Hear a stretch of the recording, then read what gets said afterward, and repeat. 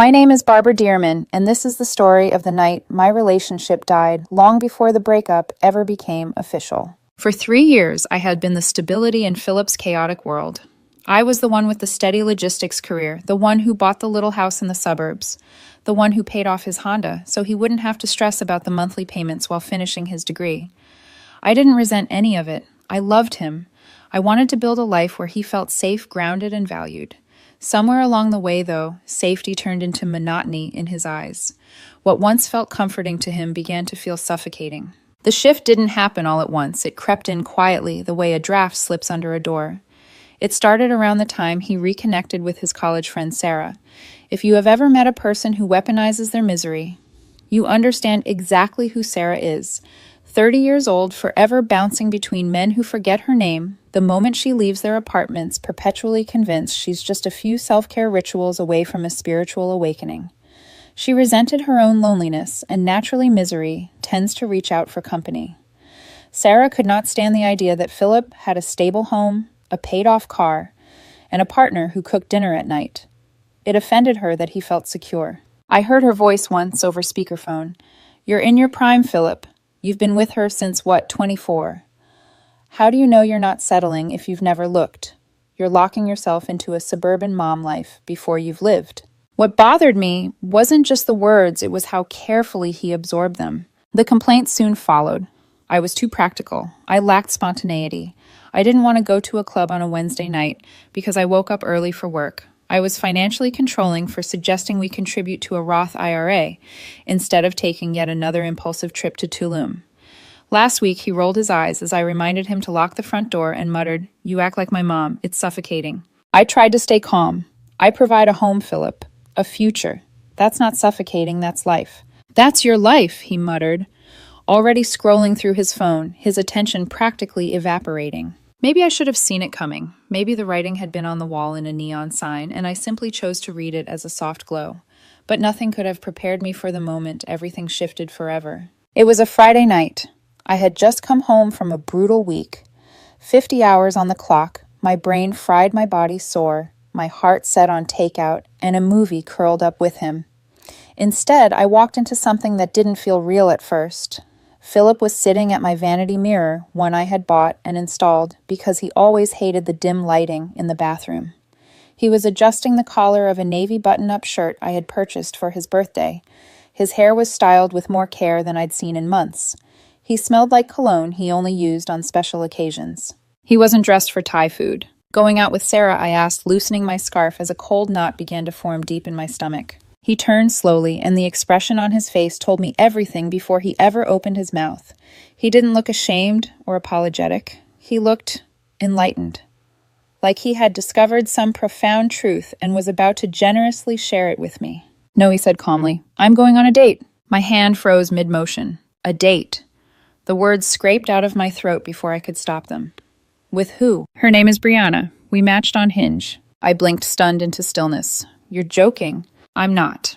He stood smoothing an imaginary wrinkle in his shirt.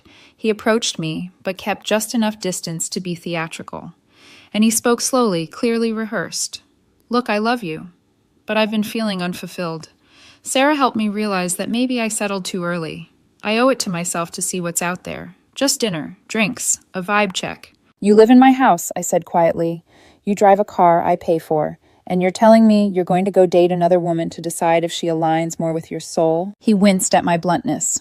"It's just clarity, Barbara. If I come home tonight, you'll know I chose you. You won't just be the default option anymore, you'll be the choice." He checked his reflection one last time in the hallway mirror, adjusting his earring as if preparing for something poetic. "If you really love me," he said, "you'll let me do this.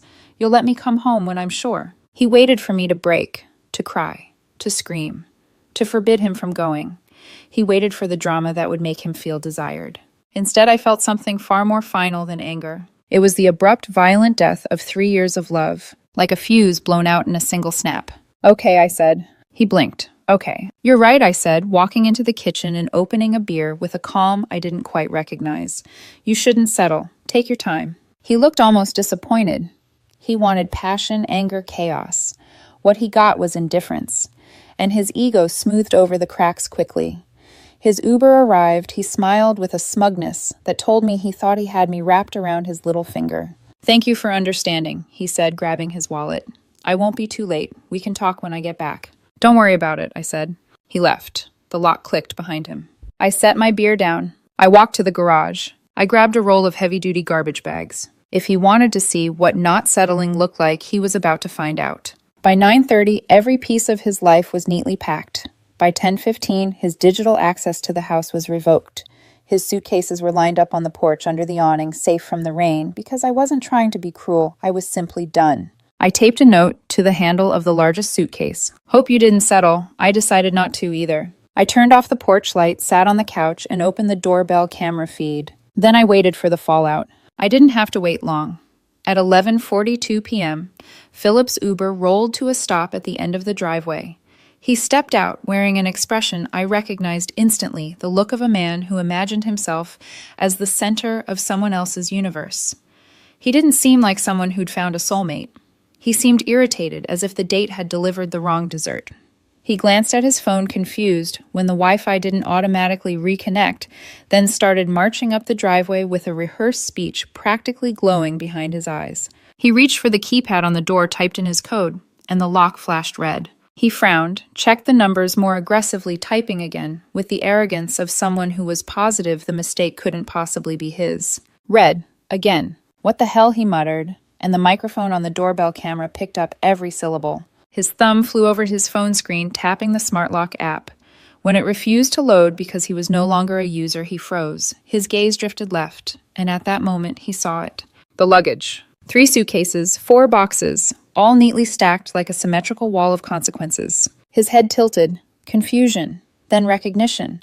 Then the creeping horror of a man who has truly deeply miscalculated. He stepped closer to the bags and noticed the cream-colored cardstock note taped to the handle. His breath caught. He ripped it off as if the paper had personally insulted him. I watched everything from the darkened living room 10 feet behind the door. Beer in hand, heart steady. On the screen, his face twisted as he read the message. Shock first, betrayal next, and then pure, unfiltered rage. He pounded on the door. Barbara opened the door.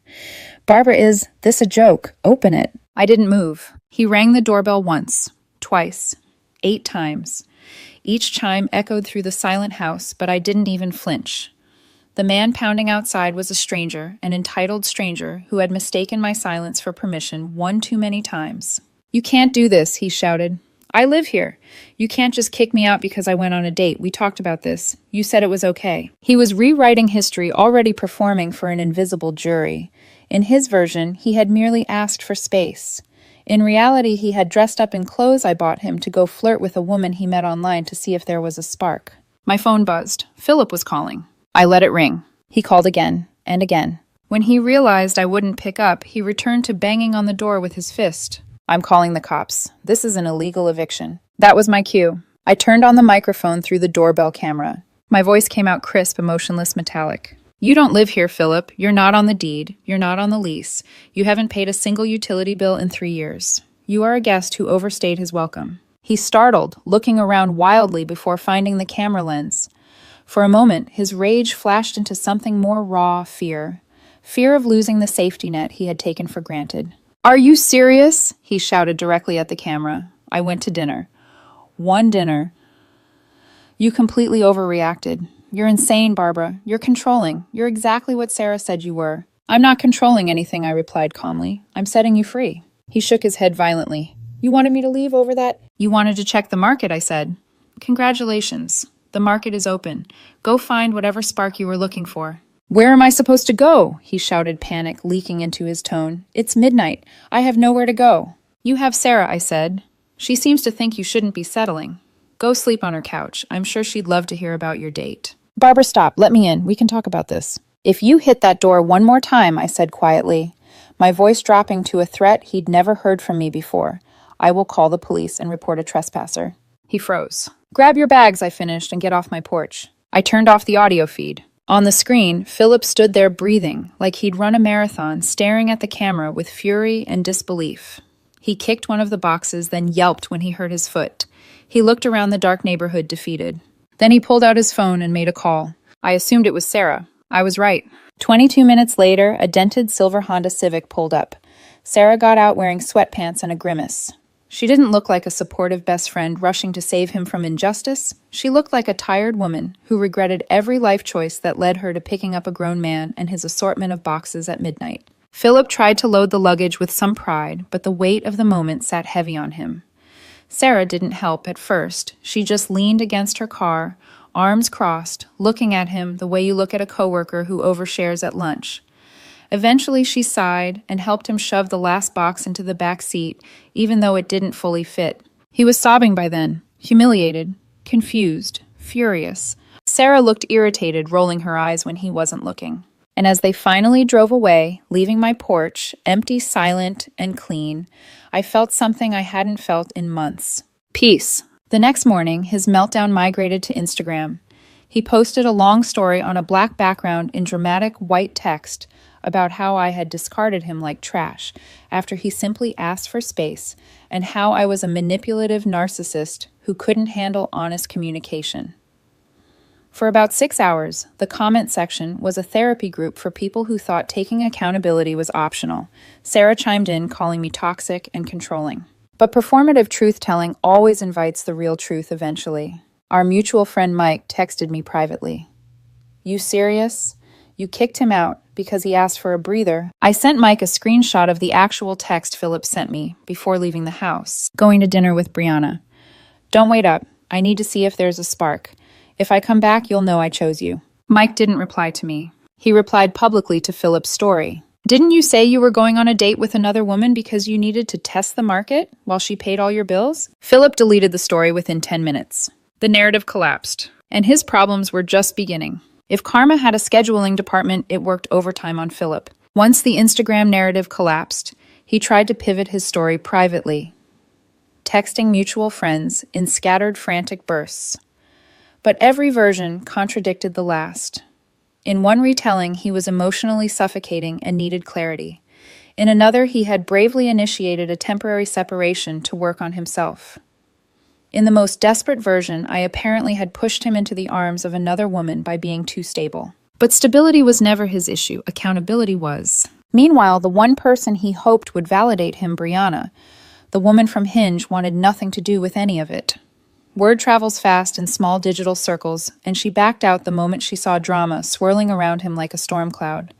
I found out later from Mike that she blocked his number within 24 hours. So much for the spark he had risked everything to chase. Sarah was the next problem. At first, she pretended to enjoy the thrill of rescuing Philip at midnight. She liked performing empathy. It made her feel morally superior without actually requiring her to change anything about herself.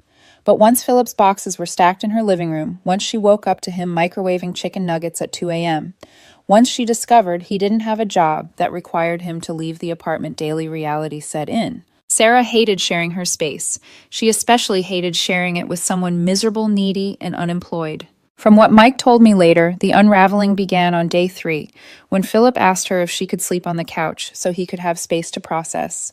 She laughed at him. He didn't take it well. By the second week, she had started complaining to her friends that Philip was killing the vibe by crying in her bathroom and using up all her hot water. 2 weeks in, I received an automatic notification from my cell phone provider. Philip was still on my plan, the last financial tether between us, one I had been planning to sever, and he had burned through nearly all of the monthly data. Likely because Sarah's apartment had spotty Wi-Fi and Philip spent every waking moment doom-scrolling TikTok, alternating between breakup advice videos and spiritual healing posts. My guess is that somewhere between the find your inner flame influencers and the you deserve better mantras, Philip realized sleeping on a friend's couch was far less glamorous than Sarah had once implied. But the real catalyst came at the end of the month. A text from Philip appeared on my screen out of nowhere. "Philip, hey. The payment for the Honda is due Tuesday. The portal says it's not on autopay. Can you handle it? I'm in a bad spot. I need the car for interviews. Sarah's Wi-Fi is terrible. Please help me just this once." I stared at the message. The audacity was almost impressive. He genuinely believed that regardless of his choices, I would continue financing his life simply because I had always done so. I replied with a precision I knew would cut cleanly. "Me, it's your car. Your name is on the lease. I paid for it because you were my partner. You voluntarily resigned from that position. He responded within seconds, the panic almost tangible. Philip, Barbara, please. I have $400 total. If I miss a payment, my credit will tank. Please, for old time's sake. Me asked Brianna. A beat passed. Then the three dots appeared, desperate and frantic.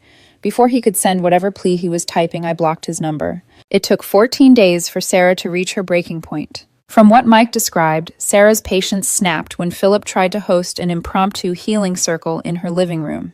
He lit incense that set off her smoke alarm, chanted affirmations loudly enough for her neighbors to complain, and cried when she asked him to clean up the ashes. By that evening, Sarah told him he needed to leave. He begged. He negotiated. He offered to pay her back eventually. She packed his things into the same Honda I had once fixed for him and drove him to his parents' house. The parents he had complained about for years. The parents he vowed he would never move back in with. And so he returned to the cramped childhood bedroom he had spent half a decade trying to escape. Meanwhile, my life changed with the quiet efficiency of someone who had finally removed a hand that had been sitting on her throat for years. The first week without him felt like stepping out of a dim hallway into open sunlight. No bickering about finances. No accusations of being boring. No emotional labor holding together a man who couldn't hold together his own day. By the end of the first month, I realized something devastating and liberating at the same time I had been doing the emotional work of two people for years. The financial difference was staggering. Without his car payment, his groceries, his random impulse purchases, and his endless subscriptions, I saved nearly $2,000 in the first weeks alone. My account felt lighter and fuller at the same time. My nights were peaceful. My mornings were steady. My energy returned in ways I hadn't felt since my early 20s. I joined a boxing gym for the first time in years, and the trainer commented on how quickly my form improved. I started sleeping deeply, uninterrupted by late-night arguments about not being exciting enough. I even got a promotion at work, a recognition I was finally able to accept without feeling guilty that I was growing faster than Philip. Months passed, and slowly I stopped remembering the sound of his voice. The sharp edges of the breakup softened into something faint and distant, a blur in the rearview mirror. And then just when the universe had finally gone quiet, he returned. It was a Tuesday evening, the air warm with that late spring heaviness that makes everything feel slow. I left the boxing gym with my bag over my shoulder, sweat cooling on my skin, mind clear. I walked toward my new truck, a gift I bought for myself, with unapologetic pride. And there he was, Philip, leaning against the passenger side door like an abandoned statue. He looked nothing like the polished man who once strutted out of my house in a navy button-up. His hair was tied back in a messy knot, not the stylish kind, but the sort that came from not washing it. His hoodie was old one he used to paint in, and his shoes were scuffed.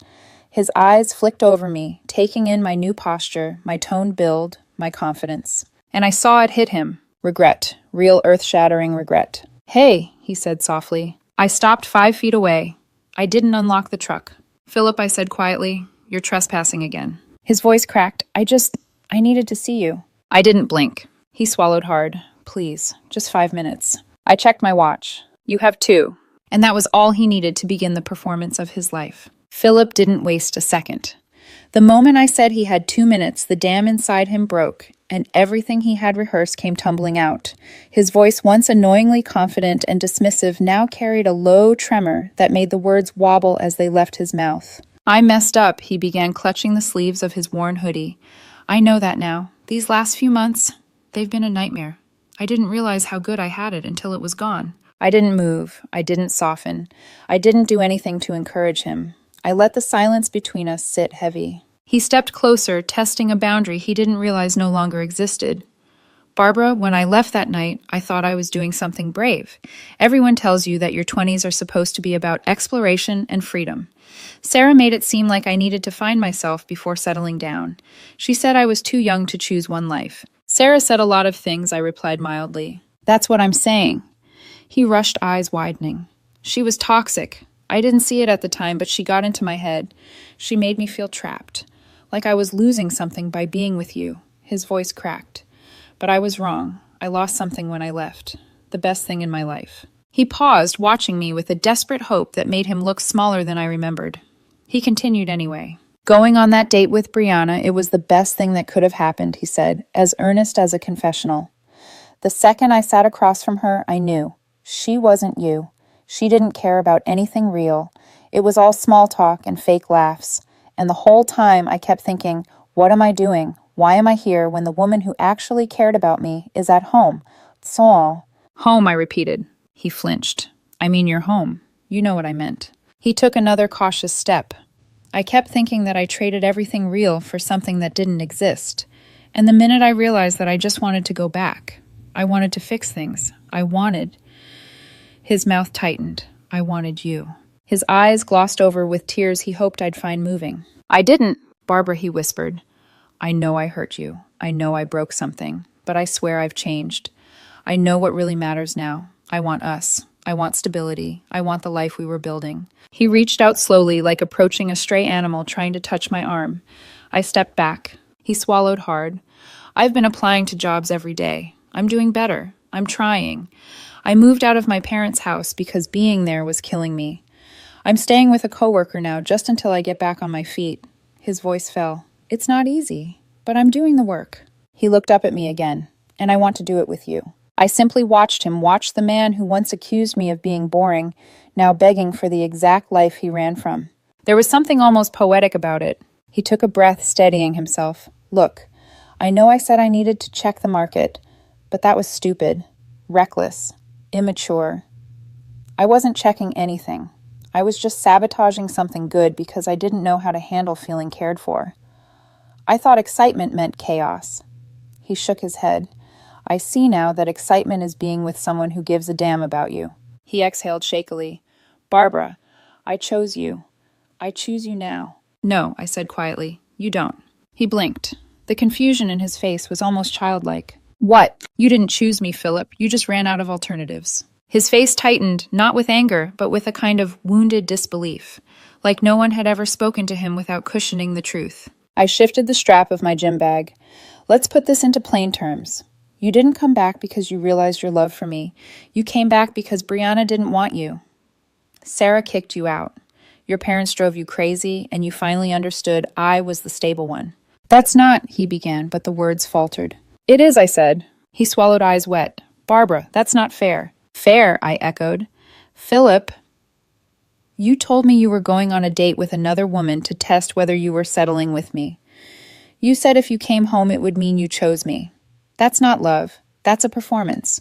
A test I never agreed to take. He seemed to shrink inside himself. You're looking at this like some noble journey, I continued, my voice calm, as if leaving failing and crawling back proves something about your loyalty. But it doesn't. It proves you gambled with what we had, and you lost. His breath hitched. People make mistakes. Yes, I said. Mistakes are when you say something stupid during an argument. Mistakes are forgetting an anniversary. Mistakes are fixable. I held his gaze unflinching. What you did wasn't a mistake, it was a choice. He flinched again visibly. His voice dropped to a whisper. I miss you. I miss our life. I miss waking up next to you. I miss knowing where home was. And I don't, I said plainly. He staggered backward as if the words physically hit him. I don't miss you, Philip. I don't miss the weight I carried. I don't miss being told I was boring for wanting a future. I don't miss supporting someone who resented me for it. My life has been peaceful since you left. He pressed a hand against his chest as if steadying his heartbeat. Please, I can be better. I swear. I'll be the man you deserved.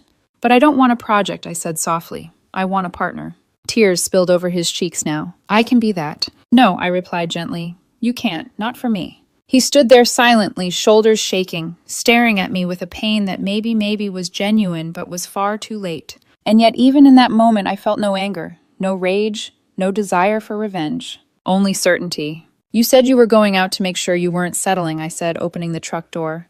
But you helped me realize something too. He looked up, eyes hopeful despite everything. I was the one settling, I said. The hope in his face cracked, then crumbled completely. Barbara, please. You wanted a spark, I said quietly. Go find it. But you won't find it here. I stepped into the driver's seat. Don't leave me like this, he choked out. You left yourself like this. The door shut with a heavy final click. He didn't touch the truck again. I didn't look back when I drove away. I didn't look in the rearview mirror as I drove out of the parking lot, but I didn't need to. I knew exactly what Philip looked like. Small unraveling, left standing alone beside my truck's fading taillights. The wind rattled through the open space I left behind, as if even the air knew he no longer had a place in my life.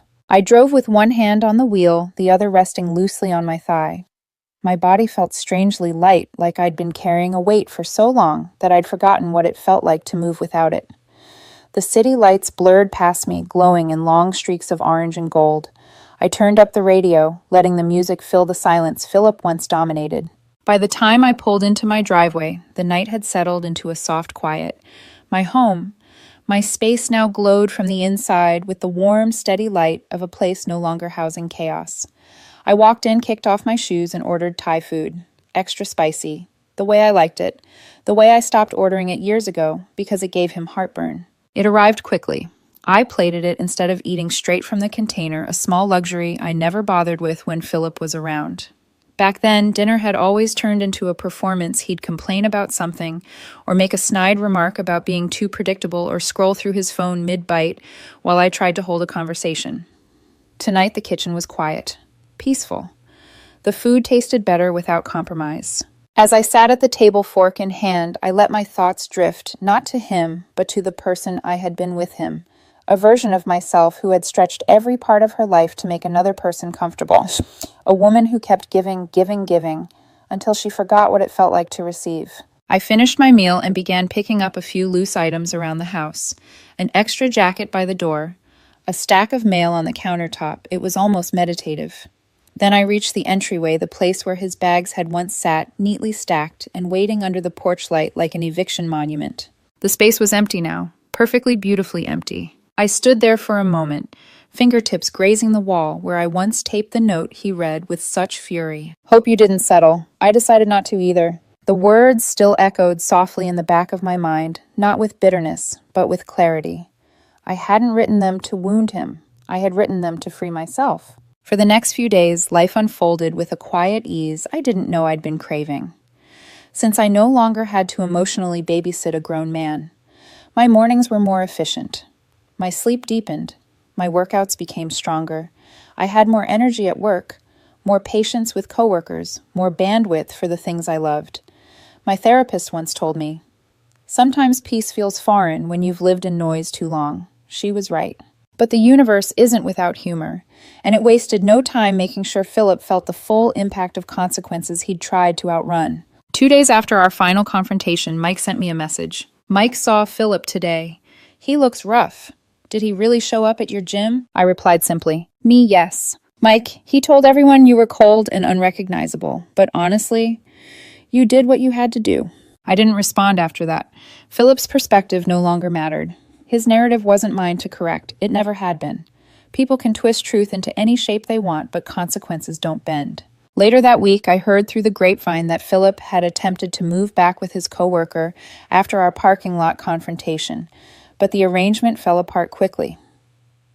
Apparently, he overstayed his welcome, didn't clean up after himself, and treated the place like an emotional rehab center. His coworker kicked him out within 12 days. I wasn't surprised. Patterns don't change just because someone regrets the outcome. Sarah refused to take him back in. Brianna never responded. His parents, exhausted by his mood swings and resentment, stopped enabling him.